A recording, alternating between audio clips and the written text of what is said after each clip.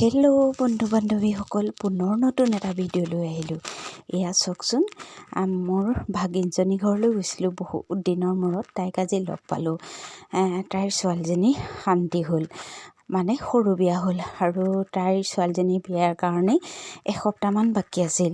আৰু মোৰ মামাৰ ঘৰতো বিয়া আছিল, সেইবাবে ভাবিলোঁ একেটা ৰাস্তাতে যেতিয়া আমি তাইৰ ঘৰটো প্ৰথমে বিয়াৰ সোমাই যাওঁগৈ আৰু বিয়াৰ খবৰো লোৱা হওক, তাৰ পৰা মই মোৰ মামাৰ ঘৰলৈ যামগৈ।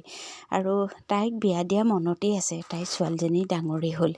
ইতিমধ্যে আমি তাইৰ ঘৰ আহি পালোঁহি, আৰু এয়া শান্তি হোৱা ছোৱালীজনী আৰু তাইৰ ভনীয়েক টিকলি।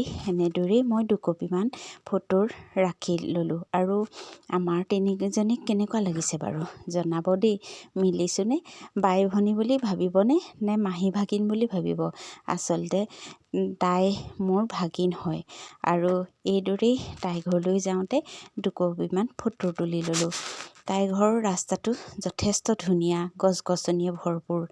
ভাবিলোঁ কেইকপিমান ফটো মাৰি লওঁ। আৰু এইদৰে আহি আহি মোৰ মামা ঘৰৰ পাবই হ'ল। আৰু নৈ পাৰ হ'বলৈ এনেদৰেই নৈ পাৰ হোৱাৰ বিশেষ অভ্যাস নাছিল, কিন্তু নৈখনৰ সৌন্দৰ্যৰ উপভোগৰ কাৰণে এটি ভিডিঅ' কৰি ৰাখিলোঁ। চাওকচোন, ইফালৰ পৰা ঘাট নাওখন আহি আছে।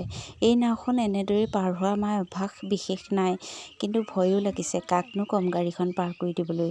কিন্তু ইতিমধ্যে স্কুটি লৈ ল'ৰা এজন আহিলে, তেওঁকেই ক'লোঁ, তেওঁ আমাক পাৰ কৰাই দিলে। এইদৰে পাৰ হৈ আহিল।